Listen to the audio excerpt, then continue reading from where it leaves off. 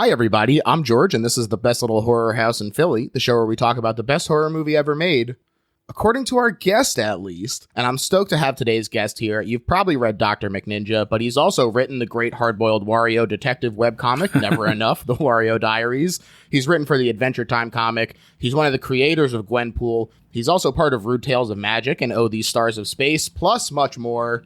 Please welcome Christopher Hastings. Hello, and thank you, George. Thank you to my resume.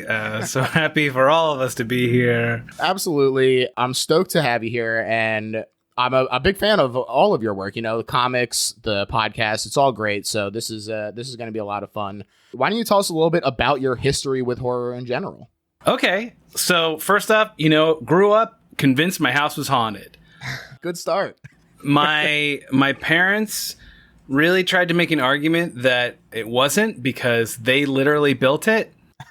And they're like, no, only old houses are haunted. Nobody died here.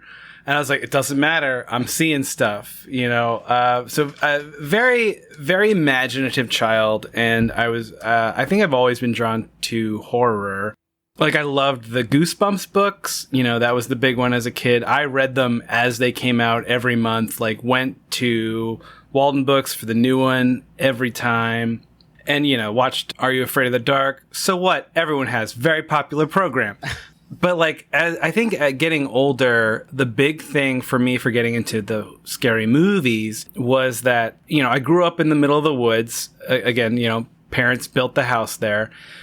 And not a great trick-or-treating scene when you're the only house in the middle of the woods. So eventually I got to be friends with somebody who lived in a wealthy/good neighborhood to trick-or-treat in. Got to get those king-size bars. Yeah, man. Well, honestly, only the one house would do it. But just a nice neighborhood to collect a lot of candy. Sure. Like a neighborhood where the houses are next to each other, which is what you want when you're trick-or-treating. Right. That's the classic setup. Oh, baby, we've built a whole culture on it. So I would go to my friend's neighborhood on Halloween to trick-or-treat. And then when we were done, we would go to his family's basement den and we would enjoy our candy and watch whatever movies were on TBS or TNT that night, wherever as it turns out, Joe Bob Briggs was hosting his programming that night. And yeah, I remember it was one Halloween, saw the entire Poltergeist trilogy for the first time. Absolutely terrified me, even the third one, because a child does not understand why it maybe doesn't work so well narratively. The child knows that mirrors will kill you. Right.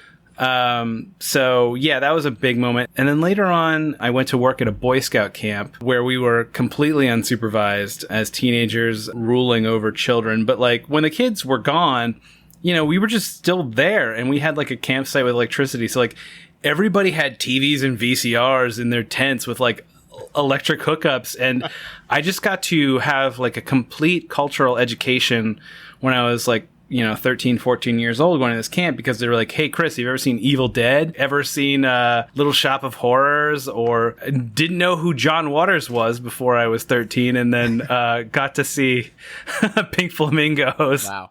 But also Meet the Deedles and all these really great counterculture stuff that you want to see when you're 13 years old. Right. It was the exact right time. Yeah, John Waters. I mean, he's singing odes to the 13-year-old boy's mind. I'm like, so you're telling me that you can do this butthole game with well, everybody's heard about the bird. Just well, that's not allowed. And it wasn't. He got in trouble for that. That's true. But hey, that's what makes it counterculture, baby. Yeah, for sure. So yeah, I definitely had these moments of horror coming in at crucial times. And now as a comic book writer who, like I said, you ticked off my LinkedIn profile there, but it's mostly comedy. And I've lately been getting into more horror. Specifically, I've been adapting. So, the Five Nights at Freddy's games are, these games where you play a security guard in what is essentially a haunted Chuck E. Cheese. Right. Where the animatronic animals try to kill you every night. And this video game has launched a massive franchise of YA horror books that I have been adapting into graphic novels. Wow. And it's been such a cool experience to just get to write something for scares instead of laughs. Sure. We're still trying to elicit a physical response. But yeah, I've just been having a great time writing horror for the first time. That's really cool. That's where I am right now. Awesome. Yeah. I mean, especially Five Nights at Freddy's is not a series that I have played a ton of myself, but my understanding is that there is just like so much interesting like lore and story like baked into them that it gives you a really interesting world to play with, I'm sure. There is so much lore. There is so much lore. Oh my God. I can't keep up with it. I mean, yeah, I'll be like, so like, you know, I read the books, and then, you know, to translate a prose novel into a comic book, the lengths just aren't the same. You're going to have to cut some stuff. And so I'll go through this. I'm like, who is this neighbor character? Doesn't really seem to be affecting the plot. You know, they got to go. And then I'll be like, well, before I cut this, let me go look at the wiki. Okay, if you beat the game 5 times, you'll see an appearance from Golden Freddy, and if you click the left mouse button, it'll give you an URL, and then you'll get to go look at this hash code that'll then say the neighbor. Or like, that's the guy. Completely made up example, but like, just I have to like there are so many references that like are just these sly little Easter eggs that just go right by that like again, I am not a skilled enough gamer in the I have not gotten to the 5th night on the first Five Nights at Freddy. Those games ruin me. I'm an old man. They're tough. But yeah, you gotta watch out for all those references because they all mean something. I'm curious if you have a favorite subgenre within horror. I mean, I gotta have ghosts. Nice. Yeah, I am not terribly interested in slashers. You know, if someone's killing the babysitters, I say, that's fine, let the police handle it.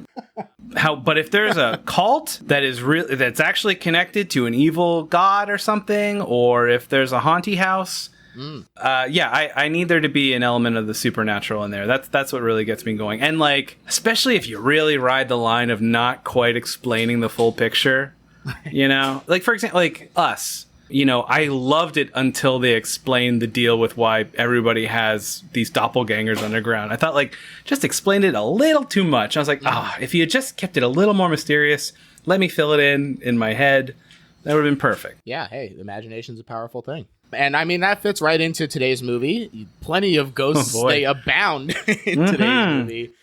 We are talking about, of course, House from 1977, directed by Nobuhiko Obayashi, our second Ghost Cat movie, if you can believe it. Oh, what was the other one? We talked about Kuroneko at one point. Don't know it. It's a Japanese 60s movie, very fun. Oh, okay. But similarly ties into that sort of vengeful cat spirit that possesses a woman and yeah, so it's a lot of fun. I'm curious if you watch a lot of Japanese movies or if this is something that just kind of transcends that threshold for you. Not a ton, honestly. Like, I like a couple of the Murakami adaptations. I certainly watch a journeyman's share of anime. Paprika is one of my favorite movies of all time. It's great. Yeah, but no, I don't really seek out any Japanese stuff in particular. I just think that this movie is an incredible triumph of imagination over everything that is interested in making a profitable movie. That's definitely the case. And as we sort of talk through the context, it's kind of fascinating how he set out to be like, I'm not going to do a typical Japanese movie. Like, I'm explicitly pushing against that. And it works to create such a like vivid and vibrant pop art work that is just fantastic. It is a masterpiece, and to come out so fully formed out of the gate, you know, he had been making these art films and everything and working in commercial advertising, but for his first feature to come out swinging like this is really something incredible. Yeah. Oh man, I'm not sure if this is being picked up. My dog is eating his food, and he likes to slam his bowl around as he does it violently. Can't get the wolf out of the dog. Oh, no, even though this dog is only 6 pounds. So you mentioned the commercial stuff. I love that, like, the first act of this movie is just shot like a commercial. This looks like they're trying to sell, like, shampoo or Mentos. Just like it. What a great way to like really take the extremes of the horror movie, where it's like, all right, the first step in a horror is you gotta introduce the people that it happens to, and by golly, you gotta make them likable. it just opens with this conversation where they're talking to their teacher who's about to go into an arranged marriage. And they're like, and she's like, oh, I bet you're marrying for love. No, have a good summer. But we'll find out that was thematic. Wow. You know? Good point. Yeah. Yeah. So Obayashi, he started out making these 8mm and 16mm films independently, and he was writing on the side. And when he went to university in Tokyo, he did build a bit of a reputation as a film artist by screening these on canvas in galleries. And these early works are mostly, quote, monuments to youth, which I think does translate into being part of this as well. There's a lot of that sort of capturing youth in its innocence, I think, before war and whatnot starts to affect them. That definitely persists into this movie.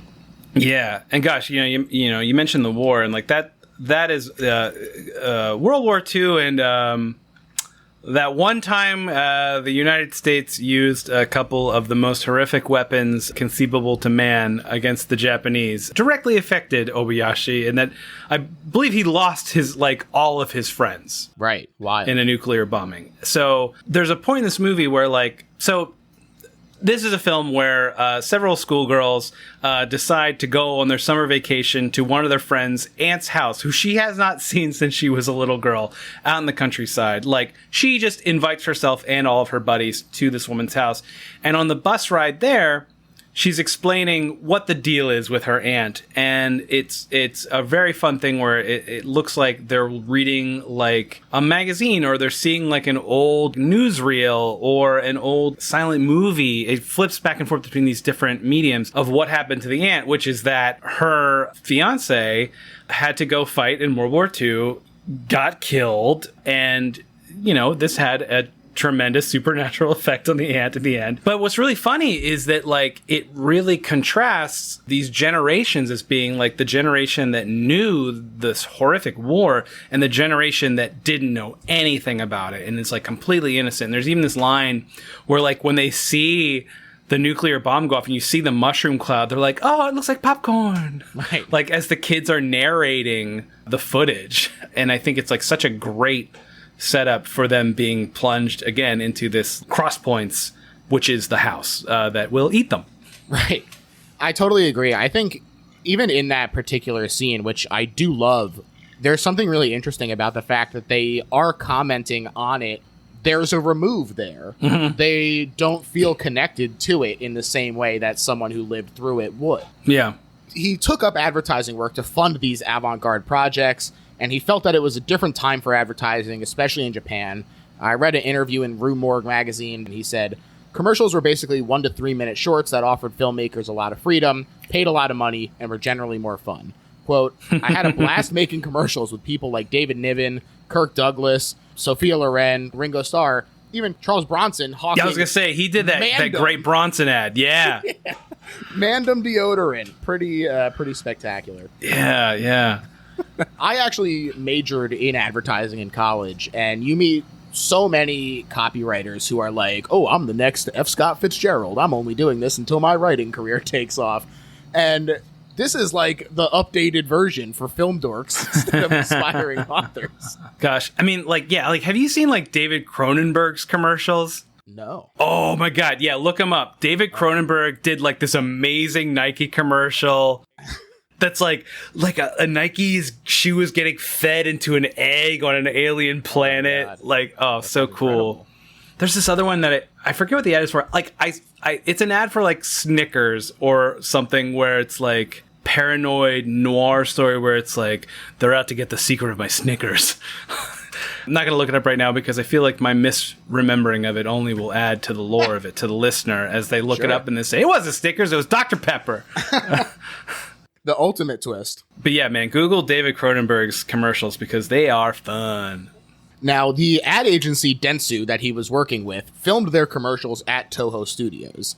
And one of the executives there pulled him aside and was like, hey, hypothetically, if we wanted a movie that was kind of like Jaws, what might that look like? Oh my gosh, that's so funny.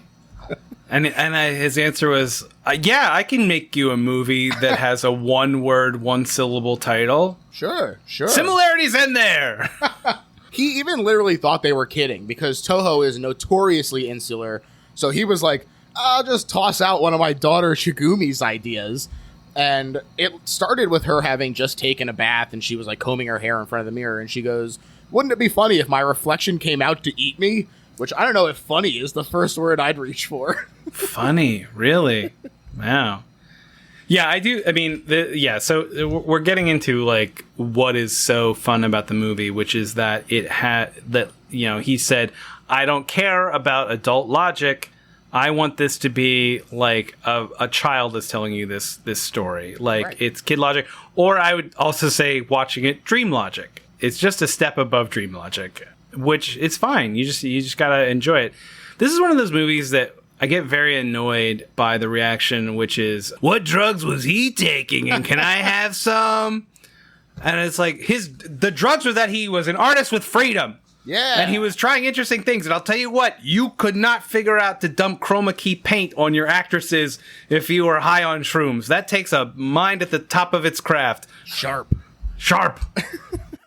He was like, "Yeah, this is a fun idea. I'm going to go for this concept of 7 girls getting eaten by a house." And the executive was like, "Damn, that sounds rad." And he was right. And he was. Yeah, as I understand it, several directors that like he was brought on just to like kind of co-write, and then because there were certain laws about like or norms or something that like it would be against some sort of rule for him to be the director. Toho had a union of directors that they utilized. Right. But none of them wanted to make it because they all saw it was insane, and they said that this would ruin them. Yeah, it's so funny that the studio at this point was just like, "We don't even care." The Japanese movie industry was in trouble because of the proliferation of pink cinema, as discussed in our Cure episode, plus the crossover of Hollywood hits like Star Wars and the previously mentioned Jaws. And so even though these directors were like, "I'm not willing to step out of this comfort zone," Toho was like, "We're tired of losing money on comprehensible films. So if we're going to lose money, it might as well be for something that's fucking out there like this." Wow, that's great. George, it's clear you've done your research. I've done probably a third of it. But something that I thought was very interesting, and I'm curious if you... sorry to put you on the spot here, if you could shine some light on. I read that this movie was in limbo for a while. You know, the script was approved, but nobody wanted to make it until they made a successful radio drama version of it. Yes. So he was really kind of forward thinking because it was at this time that movie novelizations were really starting to hit their peak. Obviously, once VCRs were invented, that was like the beginning of the end for movie novelizations. But he had seen these coming around and he said, "Not only do I want to turn this into a huge multimedia thing, we're going to do a novel, a manga, a merchandise line, a record with the soundtrack." This sounds like nothing today. But in 1977... It's the pre-Shadows of the Empire. Right. Exactly. When you make everything but the movie. Right. And yeah, so he put together this radio play version that was basically a sensation. People were like, "Did you hear about this crazy house?" Did you hear about House on the radio? I do love that while they were working all this stuff out and it was kind of in limbo, he was still tinkering with the script. Like he said, he always discusses important things with children. Oh. So he went back to his daughter. God bless him. Yeah. There was an interesting quote. This is part of his interview with Criterion. "Adults can only think about things they understand. So everything stays on that boring human level. Ooh, yeah. But children can come up with things that can't be explained." And he goes on to say that the adult version of this is going from a shark movie to a bear movie, kind of laying out the like Jaws comparison there. Mm-hmm. But children like the strange and mysterious, and that's sort of where this movie emerged from. Oh, that's great, yeah. Like, a shark could eat people, a house could eat people. Right. My aunt could eat people! Shigumi did contribute a lot, and she got an original story credit, which is nice. Mm-hmm. And the watermelon in the well is a big moment from her that I love. Apparently, this was a thing that happened at her grandpa's because there was no fridge, and she got scared when she thought it was a head. Oh, that's great. Yeah. That's really good. Yeah, the amount of attention that was paid to that moment, like, that gets a lot of beats, you know? Mm-hmm. Yeah, really important. And, like, it works that, like, the watermelon to head as a symbol from like crossing into the mundane, into the strange, like in a way that is like you can understand visually. That like we really see Mac, the character, who eats too much apparently, just like another perfectly fit Japanese woman who they all decide to call fat. Oh, God, she wants to eat that watermelon. And she's lugging this thing around. Like, they really do give it the time of her lugging this thing around. You see the weight of it. That the moment it comes out of a well, that's not the watermelon, it's her head. That crossover is completely justified. Yeah, totally. It totally works. Toho finally reached an agreement with their union to let him come in and direct this movie himself after that play was so popular. And I love this quote from Obayashi where he said, "Toho asked me not to make a Japanese movie, but a movie that was a commercial for the movies. Oh. House is, in this way, my love letter to the cinema." That's beautiful. Yeah. It's a love letter to matte painting backgrounds. Oh, yeah. That's for sure. Yeah, he really did do his own thing. You know, he creates the style that combines both the pop art and avant-garde sensibilities with this unreality that leans into the cinematic language. You know, matte paintings and every damn visual trick in the book. Frantic editing, hand-drawn animation, stop motion, chroma keys, a palette that looks like the result of a too successful Halloween trick-or-treat expedition. Piano that eats a kid. Ah, Mario, eat your heart out. Yeah, one thing I think is so fun about this, and like, if there's a reason behind it, I'm not even sure if I want to know, because I think it like speaks to the absurd for absurdity's sake, is that like they keep doing this thing where like the actors are like shot in a new scene against a background that clearly looks fake, and then they pull out to reveal that they are standing in front of a giant painting. Yeah. And there's a real background behind them, or just a slightly more realistic matte painting background. And they keep doing it. And I'm like, why are you doing this? I mean, I love it. Great joke, great gag. I don't know if it fits your story for any reason, but what do I know? I'm a man in the United States watching this 50 years after the fact. It is so funny. The first time you do it, you're like, oh, it pulls back to reveal this like grimy train station tunnel. Ooh, what could it mean? But then the second time, like you said, it's just like the mountain range that like it was depicting is just there larger behind them. Yeah. I don't know. I don't know if it means anything, but it was definitely very funny.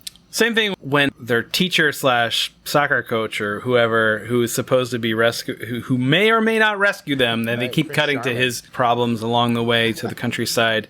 In the end, he just gets turned into a pile of bananas, and like, very funny. But it's one of those ones where I'm like, this movie does reference a lot of like classic Japanese like folklore and monsters and ghost stories and all that stuff that like, it just makes sense. Like, oh yeah, no, this ghost story has this reference to to a kappa, a turtle monster who wants to steal your soul through your butthole.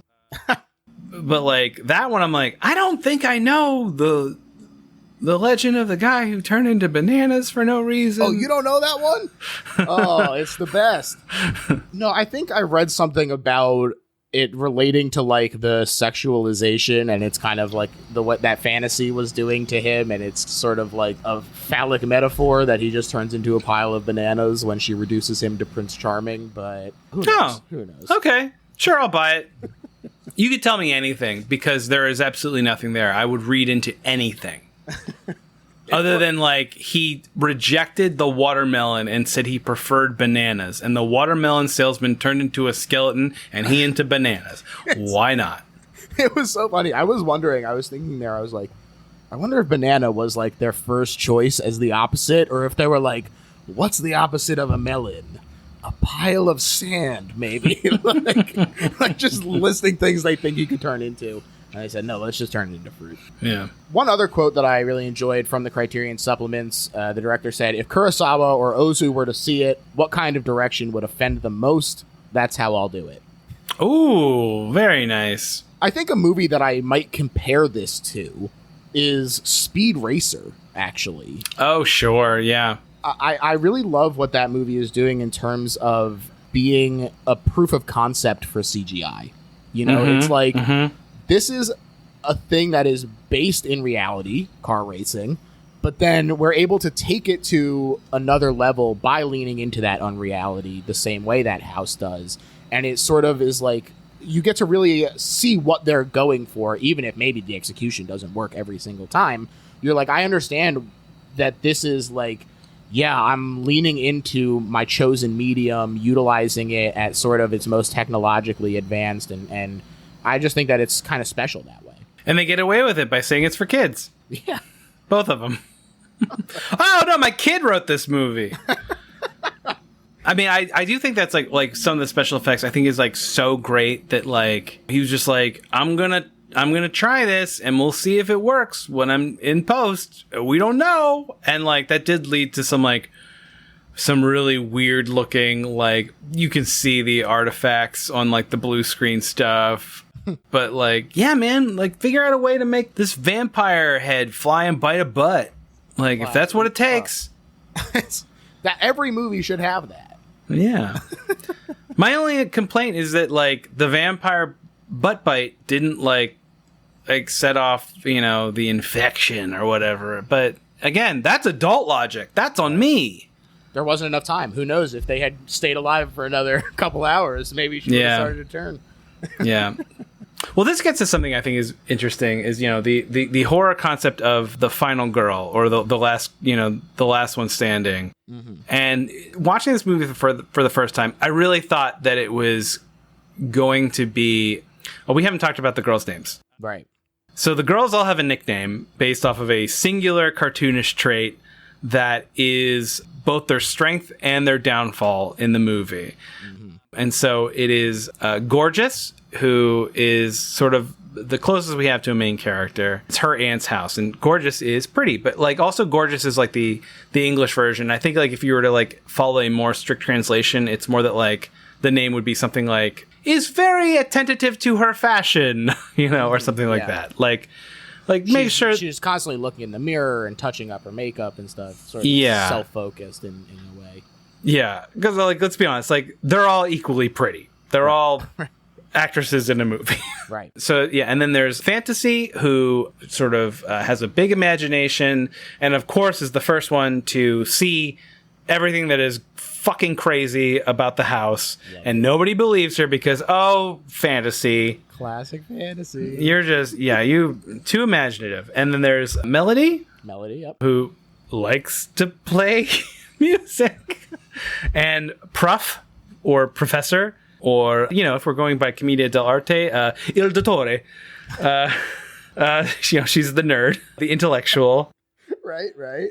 Let's see, and there's, who am I missing? Sweet? Is Sweet? Sweet's one of them. Yep. Sweet, who is very, like, naive and sort of innocent, and I guess is tempted by Naked Doll, who pulls her into a grandfather clock. Right. You know, classic Sweet stuff. Like they do. Yeah. Mac, who we mentioned. Mac, who, short for stomach, because, gosh, she loves to eat. And then my favorite, Kung Fu. How could she not be? Yeah, Kung Fu, who I think really does play a crucial role in the movie as the girl who is not useless, who is happy to beat the shit out of every ghost she finds. She is so powerful, and I think they kind of acknowledge this early on in the movie, that, like, whenever she springs into action, it is no longer a horror movie, it's an action movie. And she's there to kick ass. And, like, she beats down doors, she kicks ghosts in the face, and ultimately, I believe, defeats the aunt, even though the house's power takes over Gorgeous in the end. Which is what I was initially about to say, which is that it really does seem like Gorgeous is going to be the last girl standing to win against the house. But in fact, while she may survive, none of them win. Right. Yeah, absolutely. Kung Fu is great. I mean, she's fighting the walls and stuff. Furniture is flying around, and she's a whirlwind of fists and feet. Just amazing. Yeah, it's great. It's so cool when they first go in the house, you know, and the aunt is like, "Oh, I'm so sick and old, and thank you girls for coming to see me. What a pleasure. You'll have to help me." And then like the chandelier like starts diving on them and like just immediately tries to kill them, like dropping crystal knives. And Kung Fu is just like, "Nope," and just immediately like kicks out like the entire thing, and the problem is solved. Hell yeah. Great intro. No problems with Kung Fu around. I don't think she should have died. She should have got away. She should have gotten away with it, the whole thing. So, you know, he is hitting these classic ghost story themes of the horrors of the past, sort of echoing into future generations. I found one more quote that I wanted to read from him where he says, "I've experienced war, and from a young age I had the mindset, like many others, of being prepared to die at any time. I was probably able to purely internalize this mindset even better since I was a child. And so I think you do see, just like beyond the childlike charm of this, there is sort of this undercurrent of darkness and despair there. Yeah, I mean, gosh, what a way to live. Yeah. Oh, you think your dad getting remarried is bad? School is tough? Try having your whole damn city nuked. Yeah, you're spot on. Yeah, like, oh, your dad is getting remarried. Yeah, you're absolutely right. I mean, you talk about the undercurrent. One of the things I really love is that just like those things that kind of just go unacknowledged is that like sometimes like sound effects in the movies, like a door opening or something like that, is like someone screaming.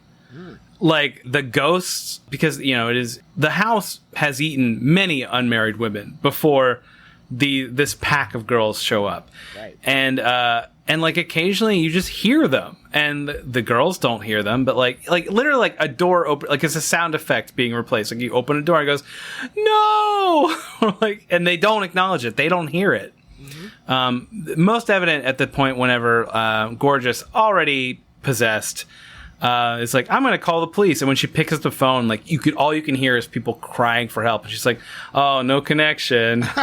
Yeah, it is really cool, sort of subtle thing. I mean, for them to not like interact with it and sort of have that removed for us as well, the same way that they did, I think it is really cool. Another good quote from my man about the complicated tone. Rue Morgue basically asked him, who is this movie for?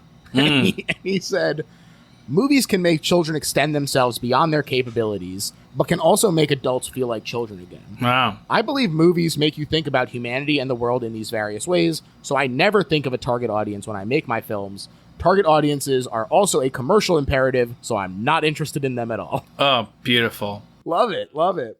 I wish I had seen this movie as a kid. I really, really do. Mm-hmm. I think it would have made me a better person. Just like, yeah, I would have loved this as a kid. Love it as an adult, but like, yeah, to connect to that kid logic of the whole thing, I think would have been so great. Also, like, it would have been one of those movies where, like, as an adult, I don't know if we've necessarily touched on this. The movie is hilarious and is playing things for laughs. That is part of it. Like the house and the ant, the monsters of the movie have a gleefulness in the way that they consume their victims that the filmmaker sides with. Everyone is happy when someone dies. Mm-hmm. And it's very funny. Even the slapstick of like injuries when Mr. Togo falls down the stairs on his ass in the so bucket. Funny. Yeah, they speed up the footage. He's got a bucket on his butt. They're playing the drums on it. Yeah, I mean the best, the two of the funniest moments for me is like when the aunt is like really happy that she's feeding on the kids and she's like dancing and like drinking martinis of blood and just like snacking on an arm and like goofing around in the background. The girls don't even see her. Super fun. Yep. But my favorite is whenever Melody, who has become entranced by the house's piano, she keeps playing this fucking piano. And she doesn't. It's like it's completely taken her out of her facilities. And then eventually the piano decides to eat her.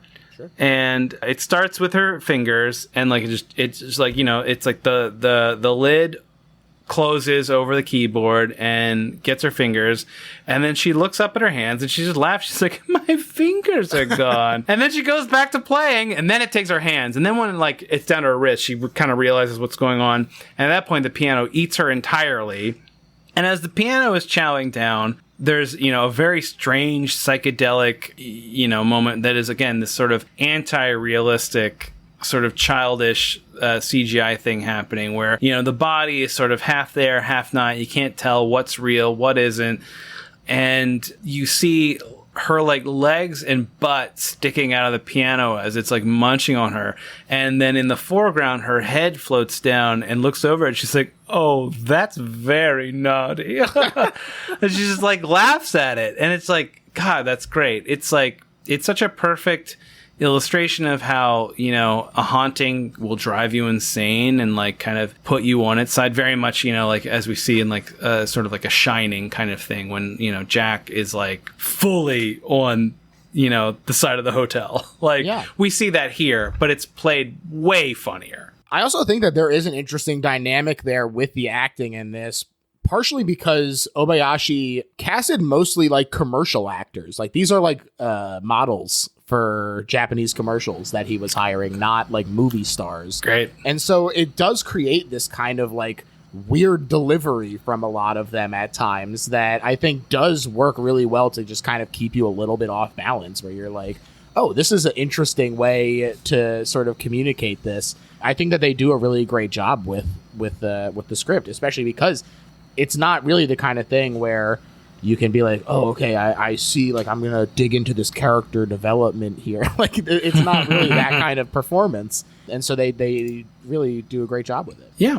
It's the greatest horror movie ever made. Sure, there we go. It was originally released in Japan in 1977 as the B half of a double bill with Pure Hearts in Mud, a teen idol romance to some cult success among the youth, despite negative critical reception. But they just don't get it, man. Those critics. Oh, boy.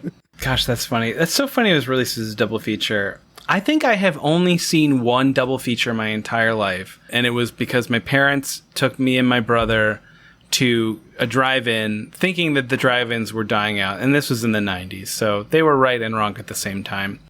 And it was, the double feature was Angels in the Outfield and The Mask. Wow. I mean, great way to see The Mask, and, yeah, Angels in the Outfield, good for you. I'm sure you all made a lot of money. I bet they did. It was The Mask was a smash hit, so...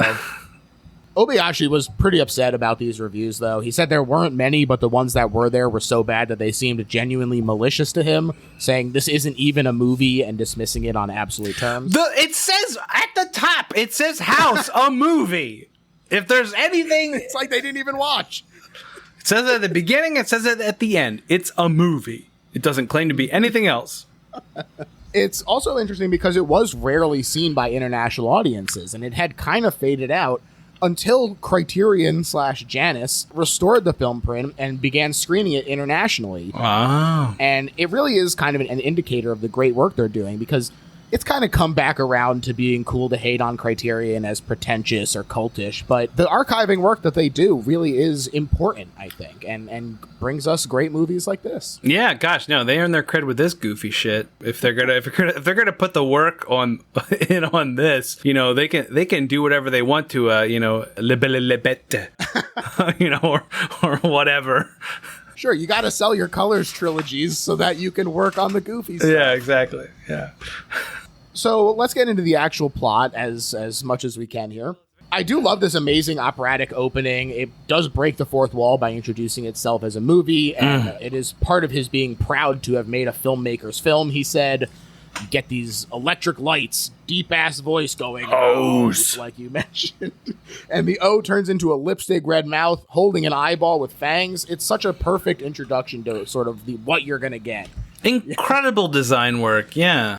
Gorgeous is snapped out of a memory of hanging with her mother by the end of school. She's going to a villa with her father for the summer. And I promise you, my description of everything past this point will not capture 1/20th the wildness on screen. Yeah. But basically, there's like an electro synth with some bubbling along as they have a grand old time through dissolves and picture alike.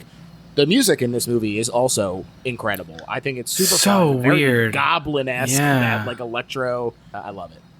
Gorgeous heads home to find her dad is back early from Italy, and it's picture perfect. A beautiful golden pink sunset matte painting. He sweeps her up and everything is great. Sergio Leone even thought his music was better than Morricone's. So great. For a movie about a haunted house that has to introduce a character who is in 1/8 of the movie saying to be a better film composer than Morricone. It's pretty great. Enrico, eat your heart out, brother.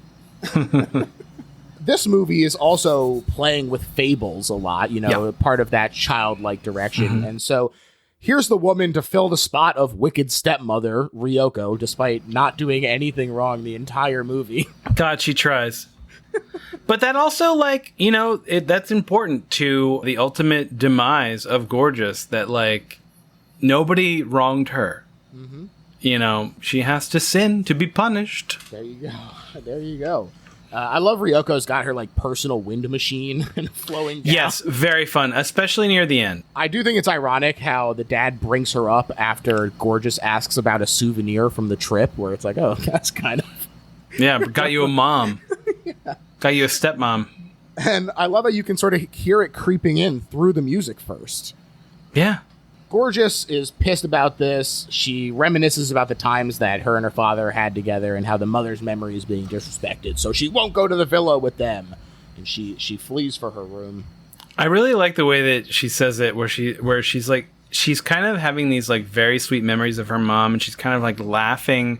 She's almost laughing through her current pain of her mom being replaced by this other woman. Yeah. And she kind of chuckles as she like X's out her dad's face in a picture. She's like, I will bully him. But like her bullying is just like, I'm not going to go on summer vacation with him. And then when you eventually cut to the dad, he's like, well, we could go without her. I don't know. Not so bad. Yeah, right. This is his new fiance. I'm sure they're not going to be pissed about having a little time alone. Yeah. The rest of her friends, meanwhile, are supposed to be going to a training camp chaperoned by Mr. Togo.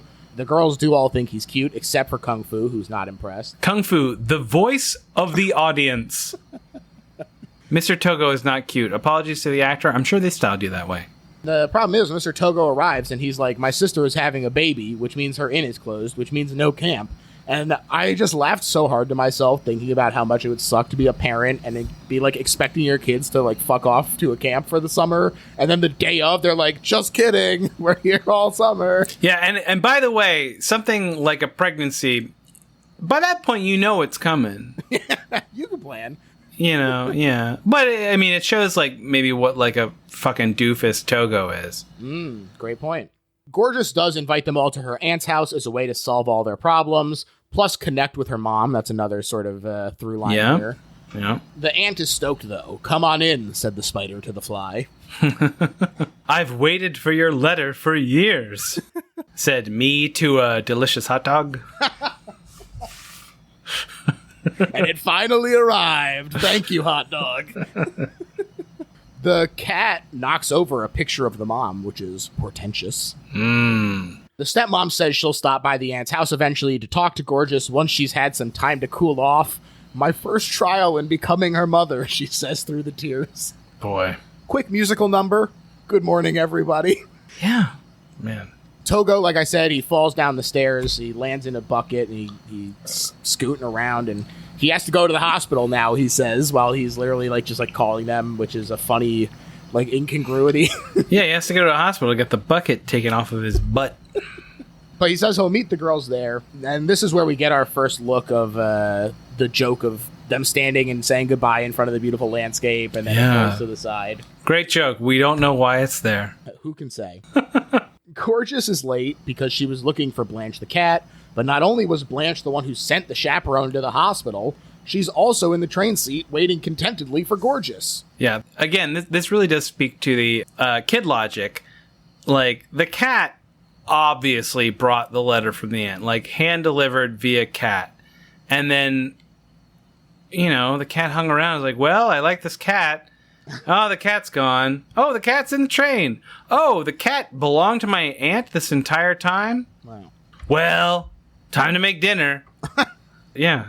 Any old cat can open a door, but only a witch cat can open one. And they're just like, great, witch cat.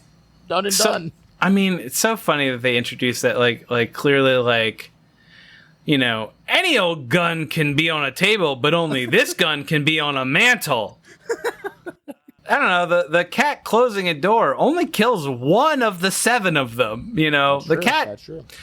The cat could close a lot more doors, is what I'm saying. If they're gonna give that prime real estate of stating things early in the movie, that cat should have been slamming doors left and right.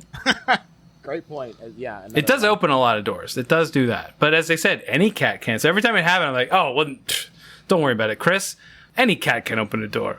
But if that cat starts closing a door, you're in problems. Never mind the cat having flashing green eyes. It's not closing doors. It's not a problem. I also thought it was weird that when I was watching the deleted scenes, there was just a little sliver here where they said, and only a super witch cat can shoot blood from its face. It's like, that feels important to setting things up, but... Oh, man. You know, this reminds me. I really need to get like I'm gonna say a 2 times life-sized portrait of myself painted and hung up in the foyer. Right. And you know, when the family's out, get some contractors to hook up some pipes up to the eyes and some red liquid behind the wall. And then the day that I die, you know, like have like a dead man switch on it. You know what I mean? So that like the day that I don't set it off, just have that portrait gush blood, not just bleed. I want it to shoot. Mm-hmm. Same as this cat. And they'll say he died the way he lived.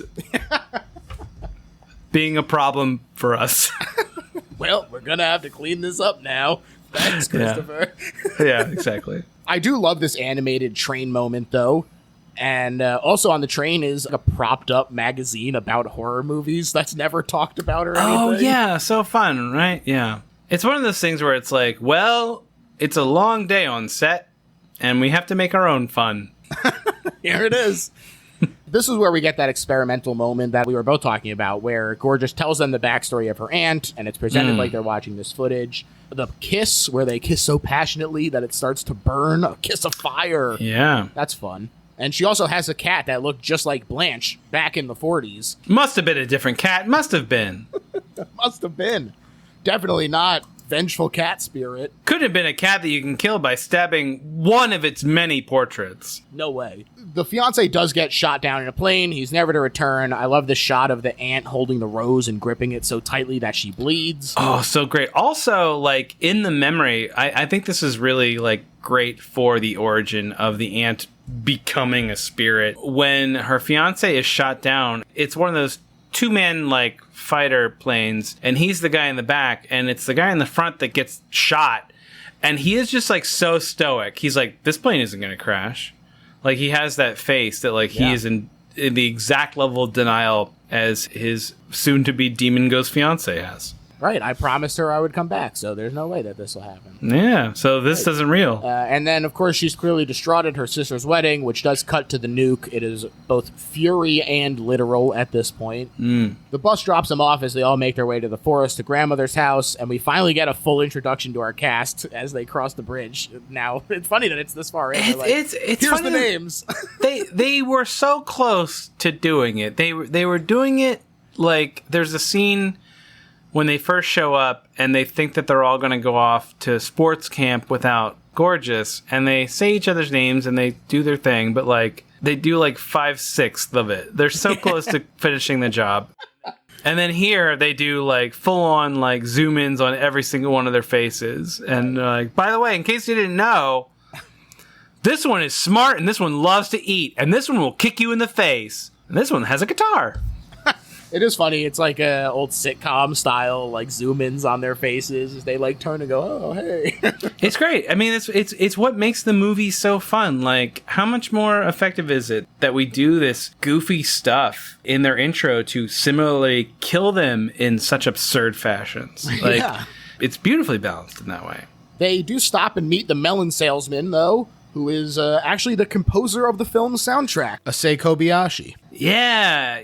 And this is one of those moments where I'm like, so this is like a demonic archetype I'm not familiar with, right? Because he's making like a face that makes me think I should know what that He's means. doing something, yeah. Yeah. Like, and I see like you've got like a big tanuki nearby the watermelon stand. Does that mean something? Or am I just I don't know. I don't know. He's definitely got something going on, and he seems to work, if not for the aunt, with her in some capacity. Yeah, I mean, I really like that, like, even if he doesn't, I like the idea that the aunt controls a sort of, like, magic dead zone, and he is the figure on the edge of it. Yeah, right. You know? You get your classic broken down gas station with the guy going, "Hey, I don't think you should go down that path." Oh, sure. Yeah, oh, man.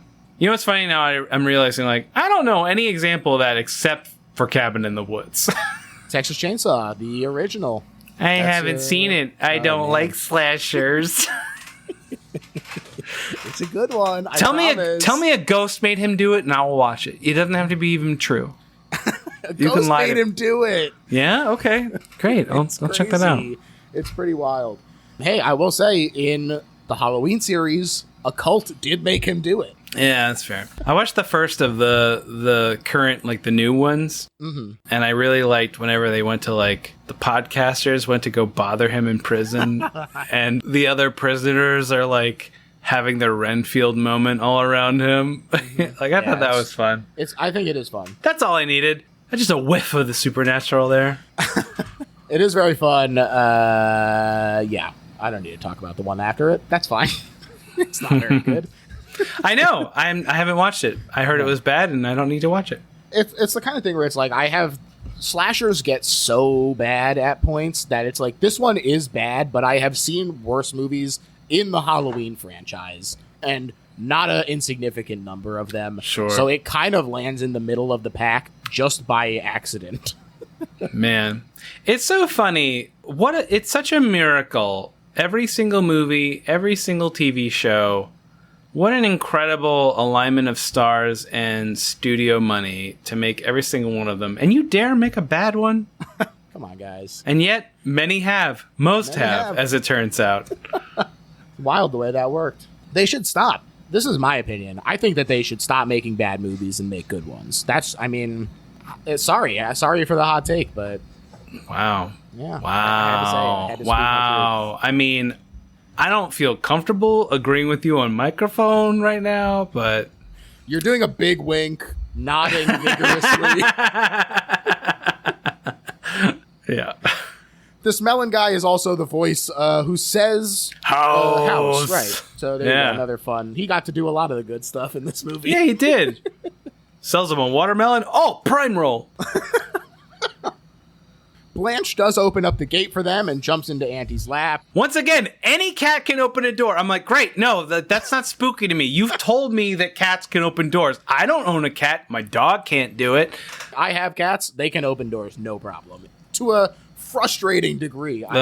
Sure. Yeah.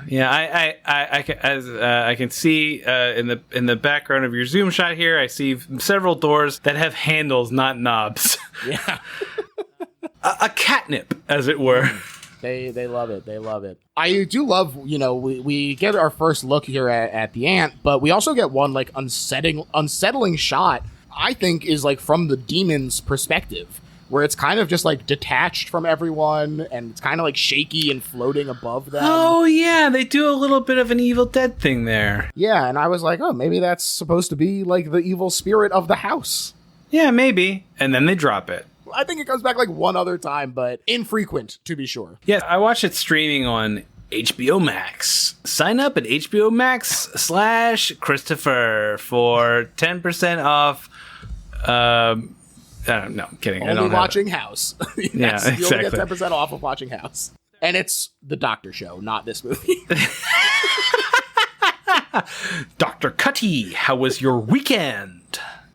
That's my Dr. House impression, because for a long time, I forget what streaming service it was, but it was like anytime you'd boot it up, it'd be like, check out House, check out all these great stuff. And it'd be this one moment where Dr. House walks into an elevator with the other doctor that like he hooked up with, and that was his line, which was, Dr. Cutty, how was your weekend? Wow. That's House in a nutshell, I feel like. Yeah.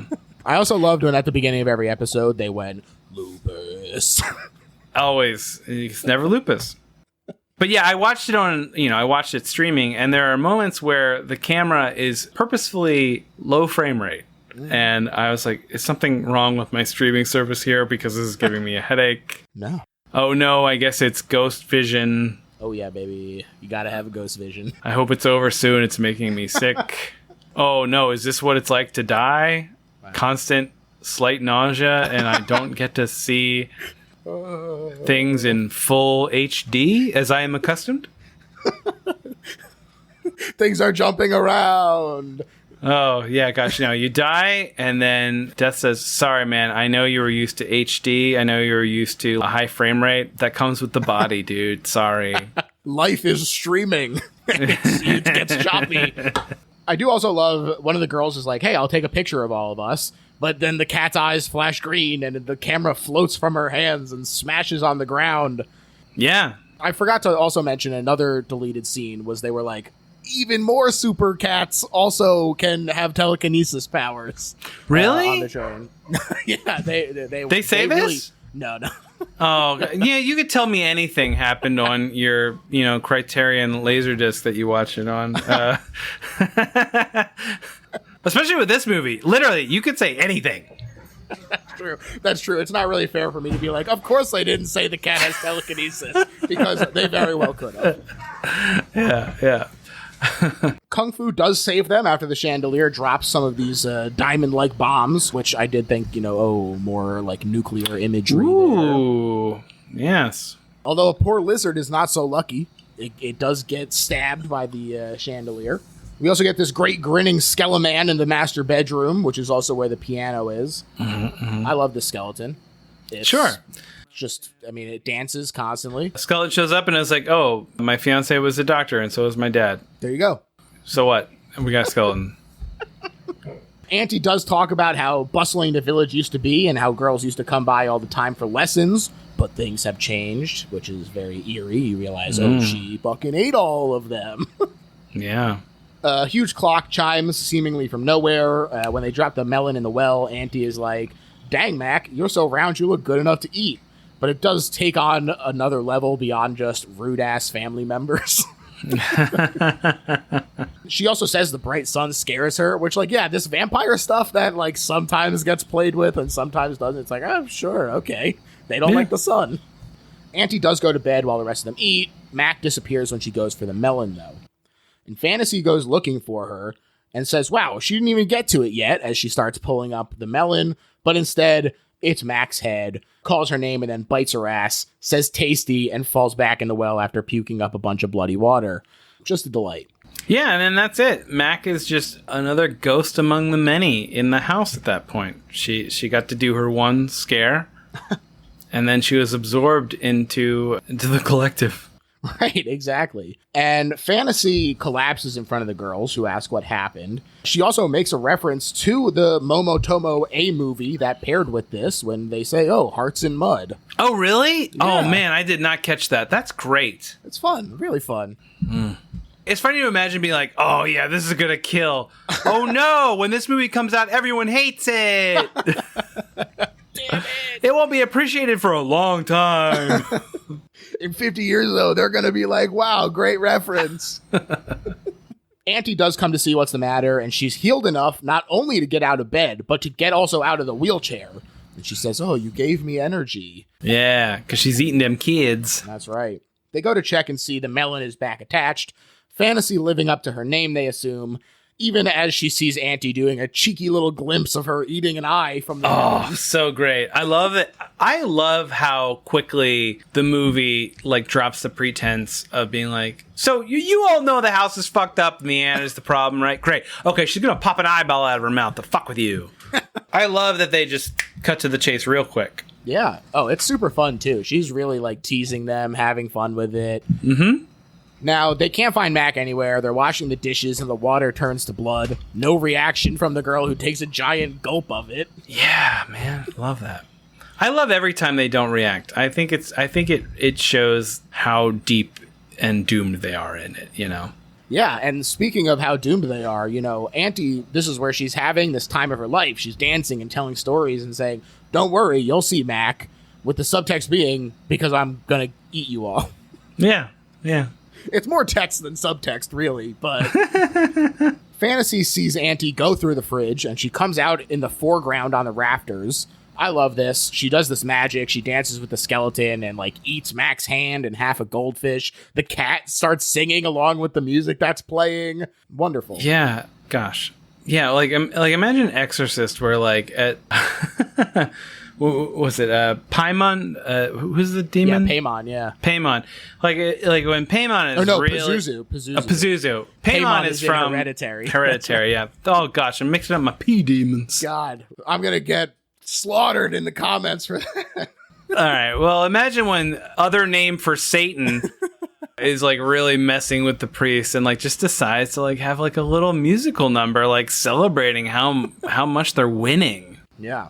Oh, yeah. It's like he made Captain Howdy sing a little song with it. Like, let me tell you something about your mother. She sucks something in hell. Can you tell me what she sucks in hell? Can you tell me what she sucks in hell? Hey! Both priests are like, they're the chorus. They're crying while they're clapping. They can't help it. It's too catchy. Gorgeous does her makeup in Auntie's mirror while Melody starts playing the piano.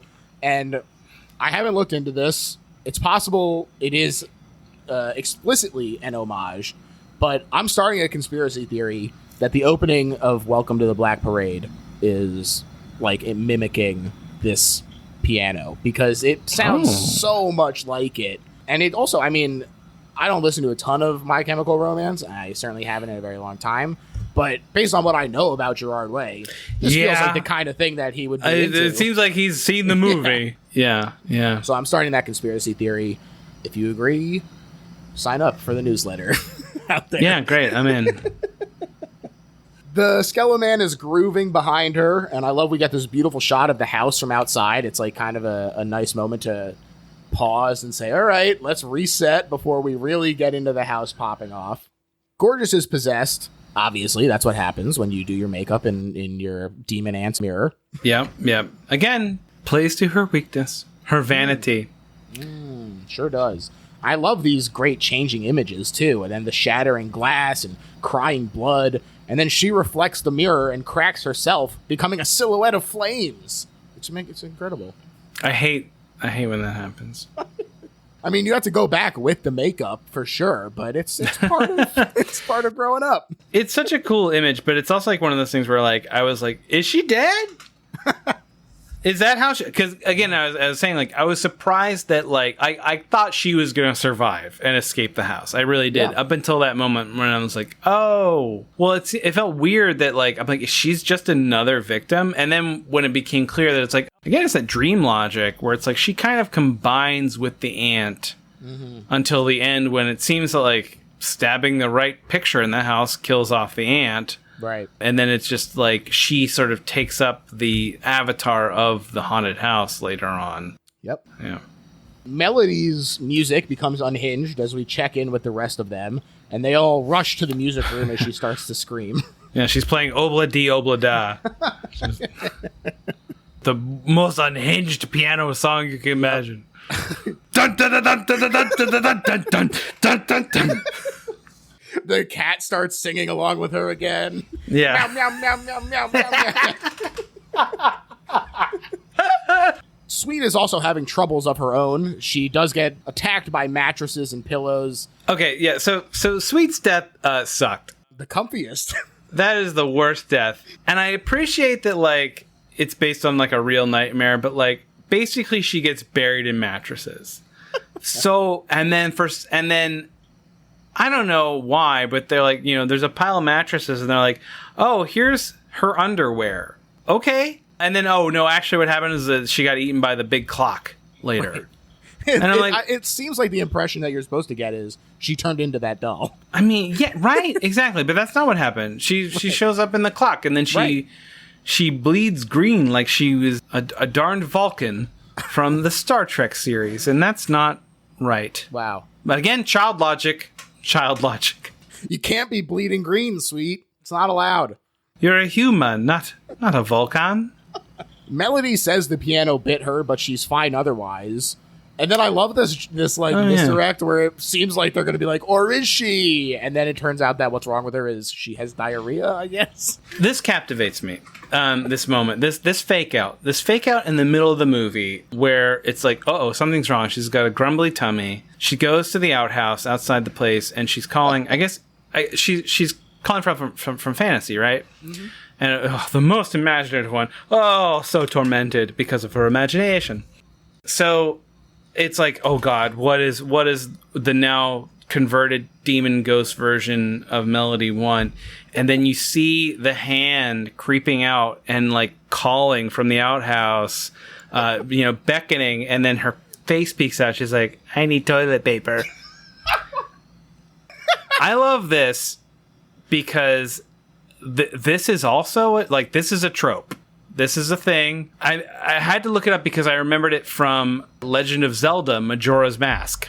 In that, like, you show up to the toilet in the inn at the right time, and there is a hand beckoning from the toilet, and it's just like, paper, paper. And then if you trade it any paper, it'll then give you, you know, an item or whatever. And then, like, this repeats through the Zelda series, and I'm like, where did this come from? I looked it up, and so, like, Nintendo's famed Miyamoto was like, oh yeah, I remember there's a really scary story that we all knew as kids growing up where a hand would come out of a toilet, and like that's where we put it in. And it's like, well, clearly there's something to this with this movie too. And there's just like, there are several stories of these toilet ghosts, basically. Wow. There's like a girl who died in a girl's bathroom, and you can summon her and she'll bother you. She died from not enough toilet paper? No, I think she I mean, maybe, but like it's like one of these great things where it's like there's no real definitive edges to these legends, because it is like they're spoken, and you know, kids will make up whatever. Sure. The oral tradition.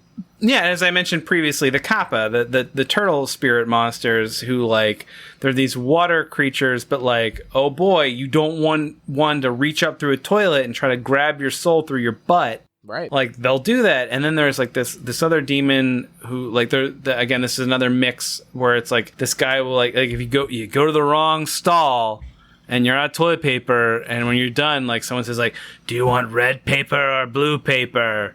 And if you say red toilet paper, he takes your blood. Whoa. Or like he cuts you, like, or no, wait, I forget the. And it's bloody. You ask for red, it's bloody. You ask for blue paper, it drains all your blood, turns you blue. Wow. And if you think you're going to try to outsmart it and be like, green paper, idiot, it's like, all right, I'm just going to send your soul straight to hell. Wow. Like, you don't that's even it. Get the no, experience. you were doomed from the beginning.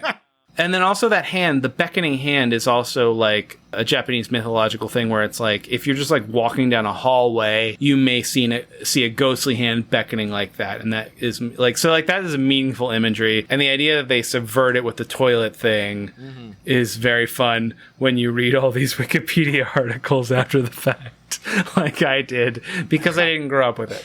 Sure. But yeah, I think it's like so interesting to be like, wait, what is this hand out of the toilet thing? What is this asking for toilet paper ghostly thing? Why have I seen this in like my favorite Zelda game and also this movie? It is a lot of fun. I actually, now that you say it, I remember hearing a similar fable where somebody was like, here's the red toilet paper, here's the blue toilet paper.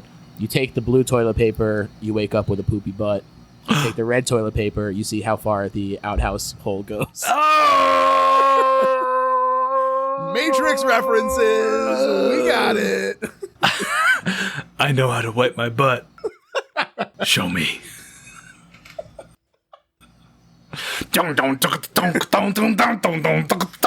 The smell. Oh, there it is. Mr. Anderson, the smell of your poopy butt. It's the stink of it. I can't stand your poopy butt. Now, they can't find Sweet, but Blanche is wrapped up with this new doll, and Sweet's clothes are all over the room, like you said, so they do imply that she's turned into this. Fantasy is starting to get worried, but Professor says, hey, Mr. Togo is coming. He'll be the Prince Charming that saves us. And this does calm down Fantasy. They come and get Gorgeous, who, since she's all possessed, this is where the camera is stuttering, you know, that it does that low frame rate thing. Yeah, made me sick. Made me sick. Great movie. Made me sick. Hey, it elicited a reaction from you. I also do like that she gets like kind of triggered by like a mention of flying planes, where she's like, yeah. My fiance. Yeah. She says that she's going for the police, and she leaves with Blanche, but nobody else can open the doors, and they're trapped, which is fun. And the possessed Gorgeous kind of like wanders through the fog, singing and juggling light and just generally having a good time. Yeah, she's having a great time. It's good to be a ghost. Togo is having trouble on the way, and the girls are scared that it's getting to be a horror movie. And so Kung Fu steps in. Now it's a karate movie. She tries to fight the wall. Great. That she's just like, no, it's a karate movie. It's an action movie. With the soundtrack changing, too, whenever she jumps into action. So great. I also like that Prof is like, oh, it's a new device, not magic. Oh yeah, the bizarre like one must deduce if an old woman lives alone, then she must have a hitherto unbeknownst to us device that automatically closes the doors in her house. It only stands to reason. They do have the brilliant idea of ask how to open the doors. I like that a lot too. Like, oh wait, she's probably in bed. Can we just like go bother her? And they can't find her, though they do find Mac's hand in her room. And they hear Gorgeous singing while Melody plays the piano, but she's not actually responding to anything, and the piano itself is starting to go nuts, attacking Melody again and chewing off her fingers, like you said, and then her whole self while the skeleton just like dances in the background. He's having a good time. That skeleton dances so much, never acknowledged by anyone. That skeleton is always just at least vibrating in the background. Honestly, I think that this movie kind of sets an unfair standard for other movies by just having a dancing skeleton that just chills in the background. Like, all movies should have that. And yeah. It's a crime that they don't. I think it sets an unfair standard for other movies in that, like, it just does whatever it wants. I've said this before, but I'm just like, yeah, you know what? Like, if you've ever got a problem with your movie, let's just have a piano eat someone. And, oh, that doesn't Can't work? make it worse. Yeah. That doesn't work in your artistic vision? Well, guess what? It worked for House. So, no excuses. That's right. That's right. I want to see it out there. Upstairs, Gorgeous is in a wedding dress, and they find a book with a cat on it entitled Lonely Days, about how the aunt had been stealing these young girls from the village all these years to stay youthful and wait for her fiancé. Mm-hmm. Mm-hmm. Kung Fu sees Sweet trapped in the clock, and she bleeds goop and blood, and it's just generally gross, and they're like, oh, Sweet's yeah, it's a sweet moment where they're like, oh, Sweet, sorry, that's how you went. And she's like, I know, bye. She like is in there for a bit, and is like, oh, this sucks. Yeah, like it's what's happening. Yep. I guess I should have gotten married. She should have known. I love that Togo is like going to town on some ramen, just like chilling out in the world. He's like, these are the best noodles I've ever had at this pit stop an hour away from where all of my students are getting murdered by a ghost house. God, they're good noodles, though. He loves it. They finally acknowledge what's happening, and they're like starting to build this barricade, and he's just like, I hope everything is okay up there. Yeah. Gorgeous's giant-ass head pops through the wall. She explains that she's in her aunt's world, and that the aunt died many years ago, but eats all the unmarried girls because it's the only time that she can wear the wedding dress. Yeah, great. I love that moment. The last thing that she does before she's completely consumed by the spirit world. Yep.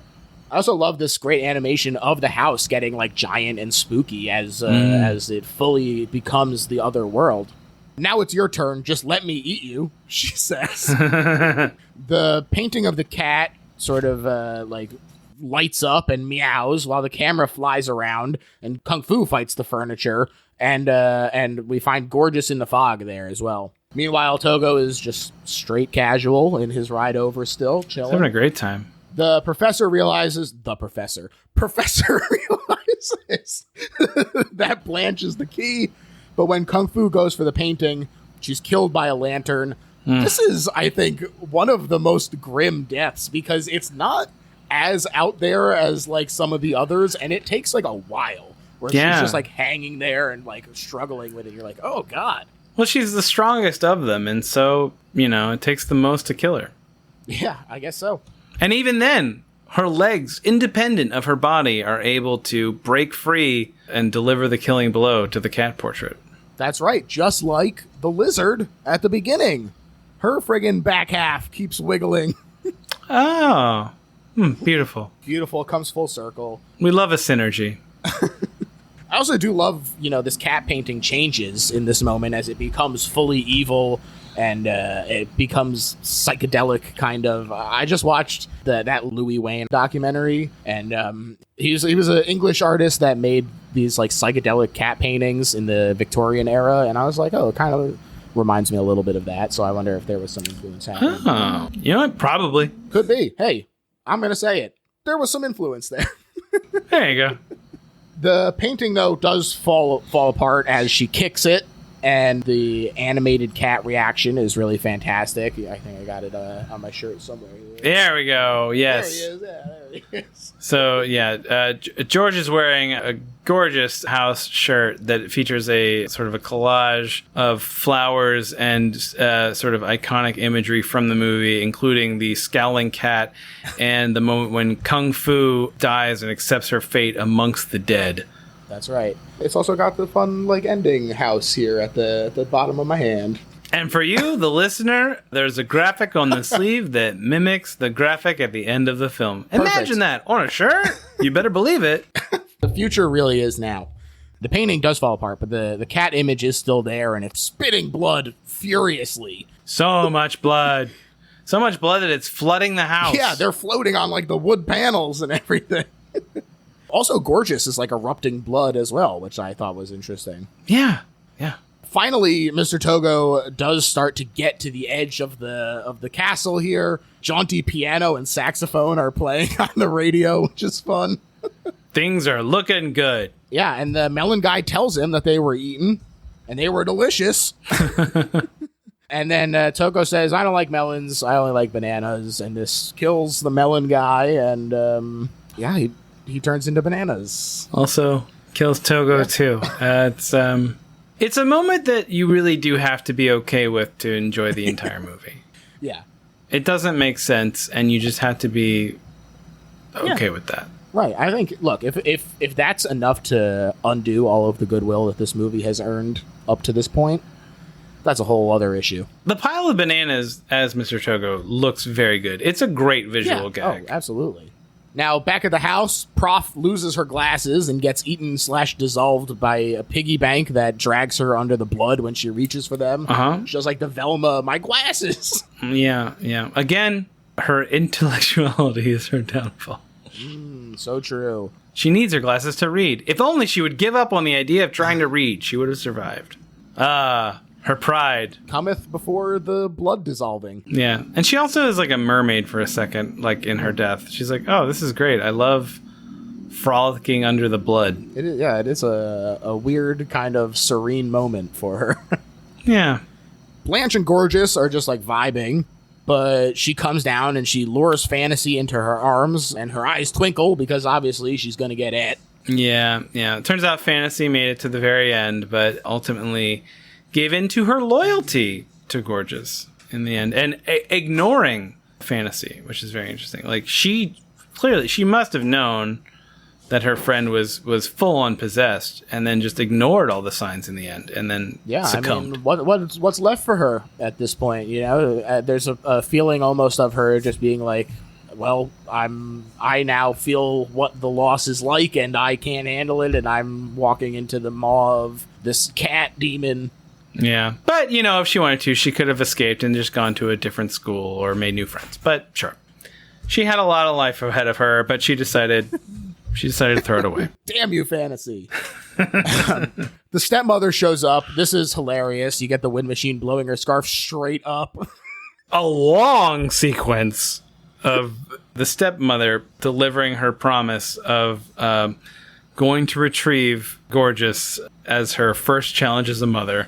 I do like it. She does this little dance number as she makes her way to the house. I also liked that the song on the radio is crooning, why don't you move in as my wife? And it's first of all, could be related to her and the father, but also kind of the linking between the house singing that to Gorgeous and connecting them intrinsically as a duo, kind of applies to both, I think. Yeah, and you mentioned a lot of flowing. This is a woman who always has a big fan just off camera and a lot of gauzy fabric to catch that wind. Oh yeah. And something that's really fun is that whenever she meets up with Gorgeous, who is now fully enghosted, Gorgeous is also wearing some flowy material, but it never catches the wind. So you'll see the stepmom, everything is in the wind, and the other one isn't affected, which is cool. Properly spooky. Yeah, I like it a lot.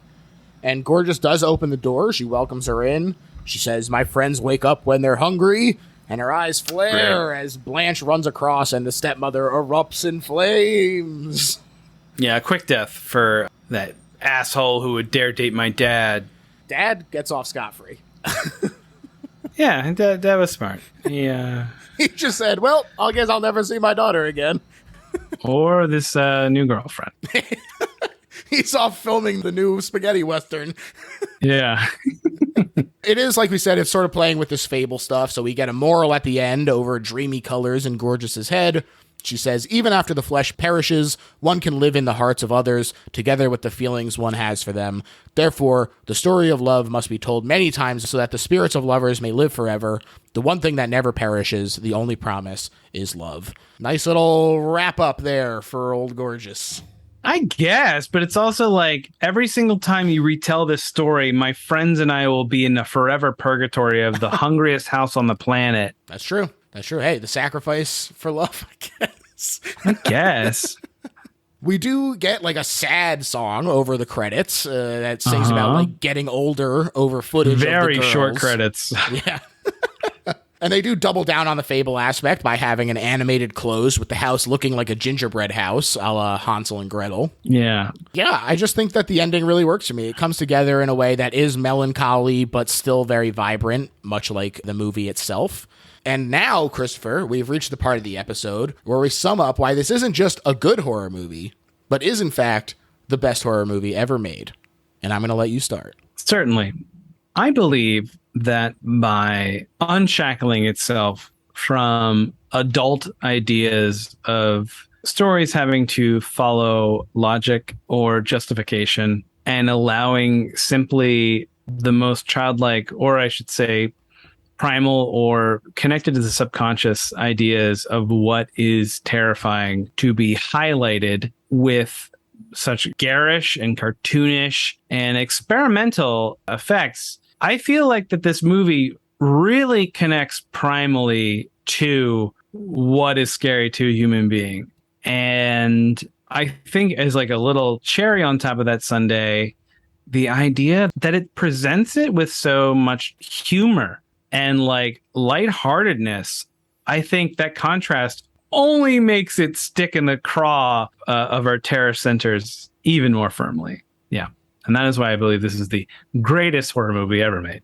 Hell yeah. To me, this is the best horror movie ever made because if there's one thing I learned from Weird Al all these years ago, it's that a successful parody also has to function as a good example of that thing. I think that this movie does a great job of feeling like a movie aimed at younger audiences, but also parodying it with an adult message and a melancholy underneath that I've sort of been talking about this whole time. You know, there is gore, there is violence, there is nudity, there is a ghost story. I think that there is a lot going on beneath the surface that does sort of fly in the face of the aesthetic of it. And nuclear war is like as real as it gets and as serious as it gets. And for that to be sort of the juxtaposition of these vibrant psychedelic colors and cat animations and stuff, I think is something really unique and special. And I did want to kind of close with one more quote from Nobuhiko Obayashi, where he said, "The power of cinema isn't in the explainable, but in the strange." And I think that that absolutely sort of sums up what is so great about this movie. It's the same thing that's fun about Speed Racer. It uses the medium to the fullest extent of its ability. It is having fun. It's throwing things at the wall and seeing what sticks. And to our benefit, most of it sticks. I think that they really just knock it out of the park on pretty much every level. Even the weird idiosyncratic moments just help to make it that much more unique in a way that feels like it could only have come out of a studio being like frustrated and being like, I don't fucking care anymore. and who knows if studios will ever be willing to do that again. And boy. Yeah. And that's part of what makes this the best horror movie ever made. Christopher, I want to thank you so much for coming on the show, man. This was so much fun. Please tell the people where they can find your work, find you on social, all that jazz. Certainly. You know, like I said, I write some comics, and you can find out what is up with all of that at drhastings.biz. That is the link to my link tree, which will just take you all around everything. Check out my Dungeons and Dragons podcast, Rude Tales of Magic, where I play a skeleton man who can use magic. Or those Stars of Space, which is our Star Trek goof show where I play a whole bunch of different characters that parody the various Star Trek conventions. Both very fun. I already said up top that I'm a big fan of Christopher's work, so I highly encourage you all to check it all out. It's just great stuff. As far as my plugs, you can find me on Twitter at LittleHorrorPHL. That username applies pretty much everywhere, including Instagram and Letterboxd, although the new UI for Instagram is so terrible that I am probably going to leave it. So, oh gosh, we're hearing it more and more. This is the last day. And if you're really enjoying the show, you can check out the Patreon for it, where there's all kinds of bonus episodes and commentaries. We just had Mike Mitchell from the Doughboys back on to talk about The Blob from 1988. Very fun movie and lots of great gore effects in there. If you're a fan of These Stars of Space and Rude Tales of Magic and all that jazz, Branson Reese did a Patreon episode where we talked about the 13 best animated horror shorts from 1929 to 1952. So truly all over the map on terms of subject matter, things that don't necessarily fit as squarely into best horror movie ever made, but we still want to talk about, finds a place over there. So check that out and rate and review if you're enjoying the show, because it does help. All right, everyone, that's it for me. Thanks. Bye.